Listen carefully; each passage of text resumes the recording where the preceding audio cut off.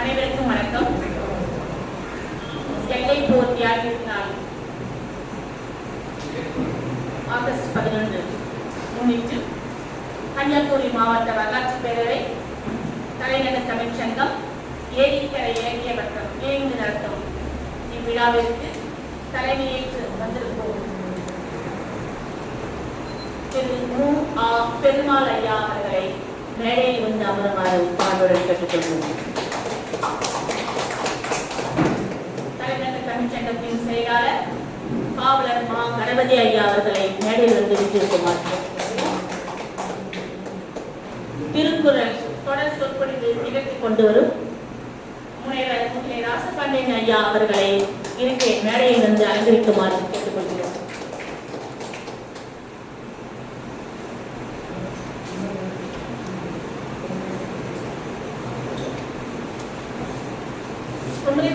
ஐயா அவர்களை மேடையில்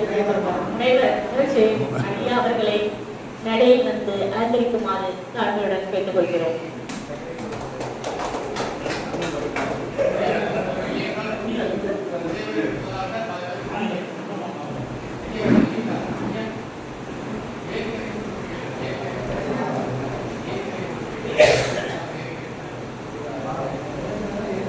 தமிழ் தாய் வாழ்த்துடன் நிகழ்வினை தொடங்குவோம்.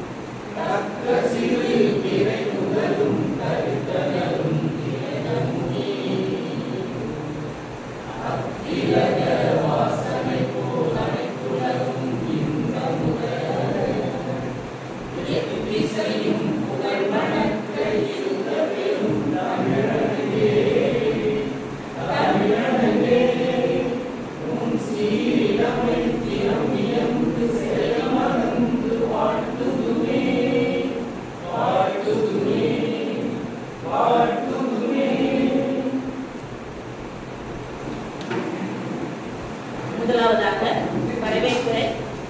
வரவேற்புரையாற்ற தலைநகர் தமிழ்ச்சங்கத்தின் செயலாளர் காவலர் மா. கணபதி ஐயா அவர்களை அழைக்கின்றோம்.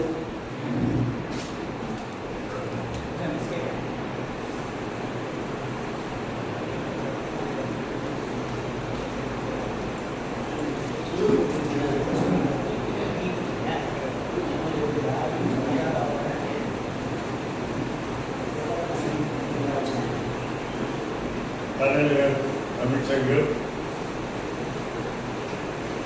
கன்னியாகுமரி மாவட்ட வரலாற்று பேரவை ஏரிக்கரை இலக்கிய வட்டம் இணைந்து நடத்துகிற எல்லைப்போர் தியாகியர் நாள் ஆண்டுதோறும் மிக சிறப்பாக நடத்தி கொண்டிருக்கிறார்கள். இந்த நிகழ்வுக்கு நம்முடைய கன்னியாகுமரி வரலாற்று பேரவையுடைய தலைவர் மரியாதைக்குரிய அந்த பேரவையுடைய தொடக்க காலத்திலிருந்து அதனுடைய செயல்பாட்டில் உறுப்பினராக இருந்து பாடுபட்டுக் கொண்டிருக்கின்ற காஞ்சி நடராசன் அவர்கள் இணைந்து அந்த நிகழ்ச்சியில் அதிகாரி அறிஞர் செல்லுமையா அவர்களுடைய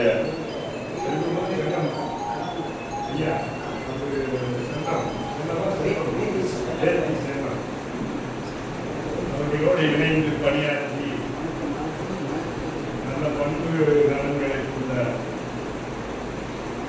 அதை மு. ஆ. பெருமாள் அவர்களே சிறந்த சிந்தனையாளர், எழுத்தாளர், பேச்சாளராக விளங்கி நல்ல புத்தகங்களை எல்லாம் வெளியிட்டு வெளியிட்டிருக்கிற நூல்களை வெளியிட்டிருக்கிற அதற்குரிய ஐயா முனைவர் குமரி செடியன் அவர்களே, அண்ணநகர் தமிழ்ச்சங்கத்தினுடைய அனைவரும், செம்மொழி நிறுவன பதிவாளராக சிறப்பாக பணியாற்றி வரும் மாநில கல்லூரியில் மாண்பை காப்பாற்றி தமிழ்துறை தலைவராக அங்கே பணியாற்றி இந்த இடம் தலைநகர் தமிழ்ச்சங்கத்திற்காக தன்னை ஒப்படைத்துக் கொண்ட முனைவர் பேராசிரியர் மிகை ராமபாண்டியன் அவர்களே, ஏரிக்கரை இலக்கிய வட்டத்தின் சார்பில் வந்திருக்கிற ஐயா அதே கோபாலகிருஷ்ணன், இதே மாதிரி பொள்ளாச்சி சண்முகம் இவர்களை எல்லாம் வரவேற்கிறேன். இங்கே திரளாக வந்திருக்க வேண்டிய மக்கள் வந்து ஓய்வு நாள் இல்லையா, அதனால நீண்ட பின்பு நமக்கு அருமையான சகோதரி சாந்தா அவர்கள் வந்திருக்கிறார்கள். அதே போல முகிலையாருடைய துணைவியார் இங்கே வந்திருக்கிறார்கள். இங்கே பொறியாளர் தட்சிணாமூர்த்தி நாளும் நம்முடைய காணொலி நிகழ்ச்சிகளை யூடியூப் வாயிலாக வெளியே பரப்பிக் கொண்டிருக்கிறார்கள் பண்பாளர். அதே போல இங்கே பேராசிரியர் சம்பத் அவர்கள் இருக்கிறார்கள், இந்திரா, அதே போல எழுத்தாளர் கவிஞர் அதிகமார், நம்ம அதிபேரில் கவிஞர் பரணி, இந்த திருவள்ளுவர் பேரவை சிறப்பாக நடத்தியவர்கள் அவர்கள். அதே மாதிரி கலை ஜெயராம் கவிஞர் இருந்தார், அவருடைய புத்தகத்தை படிக்கிற வாய்ப்பு கிடைக்குது. நண்பர்கள் இளஞ்செடி அவர் திருவள்ளுவர் பேரவையுடைய செயல்பாட்டில் ஈடுபாடு கொண்டவர். அதே மாதிரி உயிர்சன் மிகப்பெரிய கவிஞர், எழுத்தாளர், மொழிபெயர்ப்பாளர். ஆங்கிலத்தில் இவ்வளவு புலமை படைத்தது நாம் அந்த ஆங்கிலம் தான் தூரத்தில் ஓடுற ஆளுநர்களாம். அதே போல தம்பி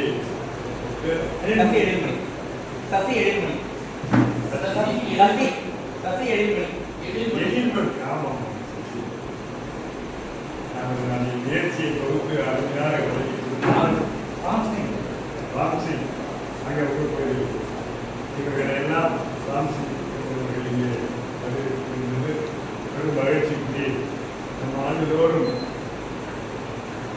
கன்னியாகுமரி வீர வரலாற்றை சொல்லுவதோடு அந்த போராட்டம் தமிழ் பகுதிகளை, தமிழ்நாட்டினுடைய எல்லைகளை காப்பாற்றிய வீரர்கள் தான் என்று சொல்ல வேண்டும். நம்மளை போன்று இருந்தவர்கள் வீரர்களாக மாறி தங்களுடைய இன்னுயிரை நீட்டிருக்கிறார்கள். இங்கே கூட ஒரு 13 பேர், ஆனால் பெயர் தெரியாமல் யாரோ என்று சொல்லக்கூடிய அளவில் 36 பேர் உயிரிழந்ததாக வரலாற்று பதிவுகள் இருக்கிறது. வடக்கெல்லை போராட்டத்திற்கும் தெற்கெல்லை போராட்டத்திற்கும் வேறுபாடு. வடக்கில் என்ன போராட்டம்னா முதலில் திருக்கடியை மீட்கணும், சிற்றூர் கொள்கையில் இருக்கிற பகுதிகளை நாம் மீட்க வேண்டும். அவ்வளவுதான், நிலத்துக்கு மாத்திரமே போராட்டம். ஆனால் கன்னியாகுமரி போராட்டம் அப்படிப்பட்டதல்ல. அது அந்த மக்களினுடைய அந்த மக்களுக்கு கொடுக்கப்பட்ட அந்த தண்டனைகள், கொடுமைகள், இவைகளுக்காக பெண்களுக்கு எதிராக அவர்கள் நடந்து கொண்ட சட்ட வடிவங்கள், இந்த போலீஸ் போராட்டம் என்று சொல்கிறார்களே, அதெல்லாம் நீங்கள் வரலாற்றில் படித்திருப்பீர்கள். ஒரு கொடுமையான சட்டங்கள் அவையெல்லாம். அதே போல தீண்டாமை, சாதியை கொண்டு ஈழவர்கள் கோயில்களுக்கு போகக்கூடாது. நம்ம சாதாரண நம்ம போன்றவர்களே நீங்க சொன்ன நம்ப மாட்டீங்க. நான் 9ஆம் வகுப்பு படித்துக் கொண்டிருக்கிறேன். அப்பவே அந்த தீண்டாமை, இந்த உயர்ந்த ஜாதி, தாழ்ந்த ஜாதி, நானே என் தந்தையார் வந்துக்கிட்டு இருக்கோம். எங்க ஊர் ஜெமீன்தார் அப்படி வந்துருவார். ஆயிரத்தி ஜெமீன் அப்படி வருவார். வந்தா ஒரு சிறப்பாக கட்டி விடுவாரு, தோல்ல போட்டு சுட்டு எடுப்பாரு, இடுப்புல கட்டிக்குவாரு. அப்பவே சொன்னேன், ஏன் நல்லா பண்றீங்க, நீங்க என்னப்பா அவங்களுக்கு என்னப்பா, நீங்களும் ஒரு நிலம் வச்சுருக்கீங்க, விவசாயம் பண்றீங்க, நல்லா அப்படி சொல்லிட்டு நீங்க அப்பவே நமக்கு எல்லாம் ஒரு வீரத்தை புகட்டியவர் அண்ணாவும் பெரியார். அவர் பெரியார் பணிக்கு அப்பவே வந்துட்டேன். அது கேட்கிற வாய்ப்புகள் எல்லாம் எனக்கு கிடைக்கும். ரேடியோவில் வாய்ப்புகள் எல்லாம் கிடைக்கும். கூட்டங்கள் அடிக்கடி நடக்கும். அந்த உணர்வுகள் நமக்கு வந்து நாளால் 1948, 46 போன்ற காலகட்டங்களில் அப்பொழுது அங்கே நடந்த போராட்டங்களை எல்லாம்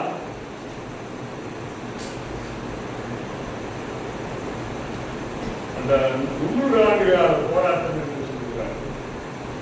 சமூக நீதி, பெண் உரிமை, இந்த தமிழ் மண்ணுக்காக போராடுவது, ஆலயத்திற்கு நுழைய முடியாது. இந்த வைக்கம் போராட்டம் என்று சொல்கிறத பெரியார் அதற்கு முன்பிருந்தே போராடுகிறார்கள். கன்னியாகுமரி பகுதிகள், நெல்லை, கன்னியாகுமரி பகுதிகள் தமிழ் மொழியை காக்கும். ஏனென்றால் அங்கே நம்ம தமிழர்கள் தான் அதிகமான பேர் அங்கே வாழ்ந்திருக்கிறார்கள். அந்த பகுதிகளில் மலையாளிகள் ஆட்சி செய்திருக்கிறார்கள். உதாரணத்துக்கு தோவாடை என்கிற பகுதியில 42,000 பேர் தமிழர்கள், 600 பேர் தான் மலையாளிகள். அதே போல அகஸ்தீஸ்வரத்துல 1,76,000 பேர் தமிழர்கள், 4,000 பேர்கள் 4,900 பேர். பெரிய ஆளுகள் இந்த 900 சொல்லாம 90 சொல்ல ஆரம்பிச்சிட்டாங்க. 4,952 ரொம்ப எனக்கு பெரிய அவமானமா இருந்தது. எங்கடா 4,952 எங்கடா சொல்லி கொடுத்தாங்க. ஆனா பெரிய இடத்துல இருக்காங்க, நம்ம சொன்னாதான் தப்பு. அதே மாதிரி 7,000 இந்த மாதிரி சொல்லிட்டாங்க. இதெல்லாம் சொல்லும் போது கிட்ட ஏதாவது இதெல்லாம் சொல்லலாமா அப்படின்னு கோபம் வருது. ஆக இப்பொழுதுதான் தமிழ் வளர்ச்சி தமிழ்நாட்டில் மேலோக்கி வருகிறது என்று நாம் நினைத்துக் கொள்ள வேண்டும். தமிழ் சங்கத்துக்கு இன்னும் நிறைய வேலைகள் இருக்குதுன்னு அர்த்தம். நீங்க நிறைய கூட்டங்களை பல இடங்கள்ல நடத்துங்க. தமிழ் மொழி காப்புக்காக தெருமுறைகள் எல்லாம் நடத்துங்க. தெருமுறை தஞ்சியில வச்சுக்கிட்டு தமிழை இப்படி பேசுங்கள். ஏன்னா நீங்க தேர்வுகள் வந்திருக்காரு. அந்த தெருமுறை போராட்டம் வந்து அப்ப நடத்துவாங்க. தமிழ் சிங்கவரன், இவர், சின்னப்பா தமிழர், நானு, சுந்தரராஜன் எல்லாரும் இணைந்து தெருமுறை போராட்டங்கள் இந்த நிகழ்ச்சியில் நடத்தும். அது போன்று அப்பொழுது இந்த இன்னல்கள், கொடுமைகளுக்கு எதிராக நடந்த போராட்டம்.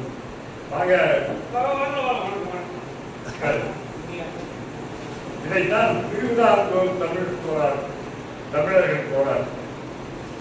திருவிதாங்கூருங்கிறது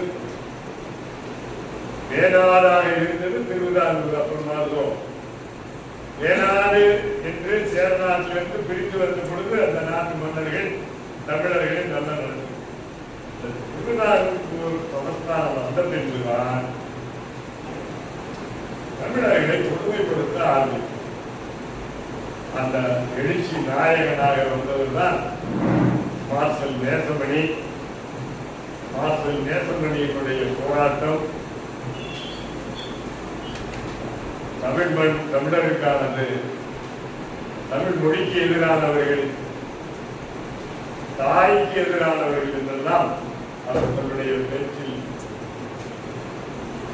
மக்கள் சொன்னார்கள். அவர்கள் சிறைப்பட்ட பொழுதுதான் இந்த ஆகஸ்ட் 11 மிகப்பெரிய போராட்டம் நடந்தது. அந்த நேரத்தில் தான் 9 பேரோ 13 பேர் இருந்தது. அப்படி ஈகம் செய்தவர்களை பற்றி எல்லாம் நம்ம பெரும்பாலும் நம்முடைய தலைநகர் தமிழ்ச்சங்கத்தினுடைய தலைவர் பேராசிரியர் விகடே ராஜபாண்டியன் கன்னியாகுமரி எல்லை போராட்ட வரலாறு புத்தகம் கொடுத்தார், ரொம்ப சிறப்பா இருக்கு. அதே போல கன்னியாகுமரி வரலாற்று பேரவை சார்பில் 2 வார்த்தை போட்டிருக்கீங்க இல்லையா? கன்னியாகுமரி வரலாற்று பேரவை தொகுத்து வழங்கியிருக்கிறார் நம்முடைய நாஞ்சில் நடராஜ நீங்க ரொம்ப ஆர்வமா அந்த நிகழ்ச்சிகளை நடத்தி கொண்டிருந்தவர்கள். அப்படி வெக்கலை போராட்டம் ஒரு மிகப்பெரிய போராட்டத்தை நடத்தி கடைசியில அதுதான் 1956 நவம்பர் 1 கன்னியாகுமரி விடுதலை பெற்ற நாளாக தமிழக அரசு மற்றவர்கள் எல்லாம் கொண்டாடி நாம் வருகிறோம். ஆனால் இப்பொழுது இன்றைய தினம் நம்முடைய இந்த நிகழ்ச்சி ஏன் நடத்துகிறோம் என்றால் அந்த உயிர்நீத்த தியாகிகளினுடைய நாளையே நாம் அவர்களுக்கான ஒரு ஈகை நாளாக கொண்டாடுவதில்லை, அவர்களை பற்றி நினைவு நாள்களாக எடுத்து பேச வேண்டும் என்கிற ஒரு கருத்தை வலியுறுத்தி இன்றைய தினம் சிறப்பாக நடந்து கொண்டிருக்கிற இந்த நிகழ்ச்சி நம்முடைய தலைவர் பெருமாள் அவர்களுக்கு வரலாற்றில் கன்னியாகுமரி வரலாறு நிறைய தெரியும். அதே போல குமரி செடியும் இருக்கிறார்கள். நம்முடைய விகடே ராஜபாண்டியனும் மற்ற நண்பர்களும் அதை பற்றி பேசுவார்கள். அதற்கான வாய்ப்பை எனக்கும் வழங்கியதற்கு நம்முடைய கன்னியாகுமரி வரலாற்று பேரவை நண்பர்களுக்கு நன்றி கூறி இந்த வரவேற்புரையை நிறைவு செய்கிறேன். வணக்கம்.